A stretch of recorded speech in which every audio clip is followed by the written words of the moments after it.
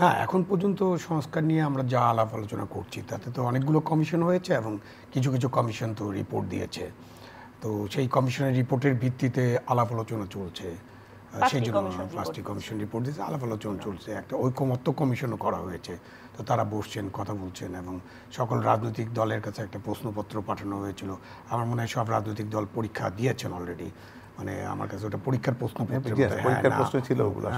তো রাজনৈতিক দলগুলো কিছু বলেনি পরীক্ষার প্রশ্নপত্র নিয়ে। আরও প্রত্যাশা করেছিলাম যে তারা এইটার উপরে কথা বলবে, বলেননি। ঠিক আছে, তার মানে হচ্ছে যে রাজনৈতিক দলগুলো কিন্তু অ্যাকোমোডেট করতে চায়, তারা কিন্তু সুযোগ দিচ্ছে এই সরকারকে, ডক্টর ইউনূসের গভর্নমেন্টকে। তো আপনি যেটা বলেন মনস্তত্ত্বের পরিবর্তন খুব একটা লক্ষ্য করছি না।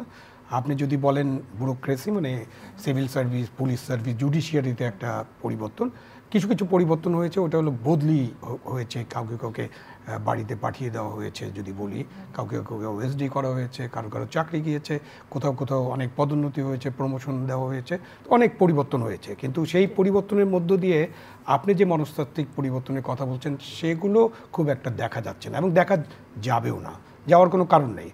কারণ হচ্ছে যে বাংলাদেশের মতো একটা দেশ, যেটাকে আমরা বলি যে একটা মানবিক গণতান্ত্রিক বাংলাদেশ আমরা গড়ে তুলতে চাই, সেই দেশে বা যে কোনো দেশ যখন মানবিক গণতান্ত্রিক দেশ করতে চায়, সেই দেশে সিভিল সার্ভিস যারা আছে মানে সিভিল সার্ভিস, পুলিশ সার্ভিস এবং জুডিশিয়ারিকে ইন্ডিপেন্ডেন্ট হতে হবে। এবং এই জন্যই মানে এই সার্ভিসগুলোকে যে তৈরি করা হয়েছে, এই তৈরির ইতিহাসের দিকে একটু তাকালেই মানে কারণ কি, কারণ হচ্ছে যে সরকার যারা চালাবেন তাদের থেকে যারা নিরপেক্ষভাবে আইনের প্রয়োগটা তারা করতে পারেন, সরকারের নীতি নির্ধারণ করেই নীতির ভিত্তিতে আইনের প্রয়োগ করবেন।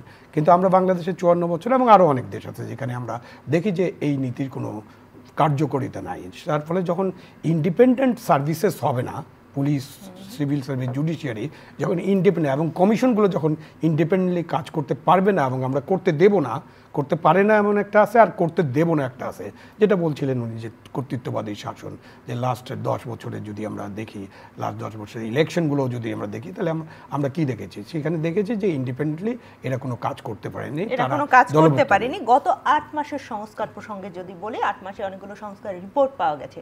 সেটি কি আপনি মনে করেন যে সংস্কারের পথে এগিয়ে যাওয়ার জন্য যথেষ্ট ছিল? না, যত রিপোর্ট পাওয়া গেছে মোর দেন এনাফ। 31 দফা তো আছে, ওনারা 2 বছর আগে দিয়েছেন। 31 দফাতে সাথে এই সংস্কারগুলোর বেশ কিছু মিল আছে কোথাও কোথাও। তো এখন ধরেন যে ওকে 31 দফা ছিল বিএনপি এবং তার সমমনা দলগুলোর। সো এটা যেহেতু একটা অন্তর্বর্তীকালীন সরকার, তারা কোনো রাজনৈতিক দলকে আপাত দৃষ্টিতে এই কথাটা আমি বারবার বলছি, রিপ্রেজেন্ট করেন না। যদিও তাদের বিরুদ্ধে অভিযোগ আছে যে নতুন রাজনৈতিক দল গড়ে তোলার ব্যাপারে তাদের অনেক উৎসাহ আছে এবং তারা ওদেরকে সহায়তা করছেন, এরকম একটা অভিযোগ আছে। তো সুতরাং এই দলটি 31 দফা পুরোপুরি গ্রহণ করবে এটা ভাবার কোনো কারণ, মানে এই অন্তর্বর্তী সরকার এটা ভাবার কোনো কারণ নেই। বাট 31 দফাতে যে ভালো জিনিসগুলো আছে যেগুলো গ্রহণ করার মতো, এবং তারা যদি আরও কিছু সাজেশন দিতে চান সেগুলো অ্যাকোমোডেট করে আমরা একটা সংস্কারে যেতে পারি। তো এখন সংস্কারে যাওয়ার জন্য তো এই আলাপ আলোচনা চলছে, কখন সংস্কার হবে আমার কাছে কোনো টাইমলাইন নাই। আপনার কাছে কোনো টাইমলাইন নেই, দ্রুত সংস্কার কার্যক্রম এগিয়ে নেওয়ার কথা বলেছেন ডক্টর মোহাম্মদ ইউনূস। সামনে যদি আমি একটু যোগ করি, ডিসেম্বরেও নির্বাচন হয় আমি ধরে নিলাম, তারপরও 8 মাস রয়েছে। বিগত 8 মাসে যা দেখেছি, সামনের 8 মাসে কি এই দ্রুত সংস্কার কার্যক্রম এগিয়ে না? বিগত 8 মাসে সংস্কার তো কিছু হয়নি আসলে, এখন তো আলোচনার টেবিলে আছে ওই যে শীততাপ নিয়ন্ত্রিত কক্ষে।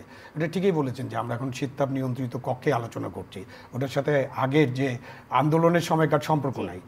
ভেরি কারেক্টলি সেড যে যারাই এই সংস্কার নিয়ে আলাপ আলোচনা করছেন প্রত্যেক মিটিং ওই শীততাপ নিয়ন্ত্রিত কক্ষে হচ্ছে। সুতরাং এবং যারা যারা এটার সাথে যুক্ত আছেন তারা ওই কক্ষে বসেই কাজ করছেন, কিছু লোক হয়তো বাইরে থেকে তথ্য কালেক্ট করছেন। 8 মাসে কোনো সংস্কার হয়নি, কিন্তু 8 মাসে অনেক কিছু করা সম্ভব ছিল, সেগুলো তো সরকার করেননি। ধরেন আমাদের একটা আইন আছে 1974 সনের জঙ্গলি আইন, একটা স্পেশাল পাওয়ার অ্যাক্ট। তো এটা তো সবসময় মানে শেখ মুজিবের বিরুদ্ধে বা ওই তৎকালীন সরকারের বিরুদ্ধে 101টা যদি কারণ থাকে তাকে হত্যা করার অথবা সেই সরকারের পতনের, তার মধ্যে এটা একটা অন্যতম কারণ ছিল। কোনো সরকার তো এটা বাতিল করেনি, তো এই সরকার বাতিল করে না কেন? এটা বাতিল করার জন্য কিন্তু সংস্কার করার কোনো দরকার নেই, কোনো কমিশনের বৈঠক দরকার নেই, জাস্ট একটা স্ট্রোক অফ পেন এই আইনটি বাতিল করা হলো। হ্যাঁ, সেই জন্য ব্যবহার করার কারণে মনে করিয়ে দিচ্ছি যে ব্যবহারটা একটু কমে গেছিল, কিন্তু ওনারা ব্যবহার করছেন। আপনি 54 ধারা নিয়ে এই সরকার তো কাজ করতে পারতেন, কাজ করেনি। তারপরে আপনি ডিজিটাল সিকিউরিটি আইন, সেটা বাতিল করার ব্যাপারে কথাবার্তা বলেছেন আইন উপদেষ্টা, কিছু হয়েছে হয়নি।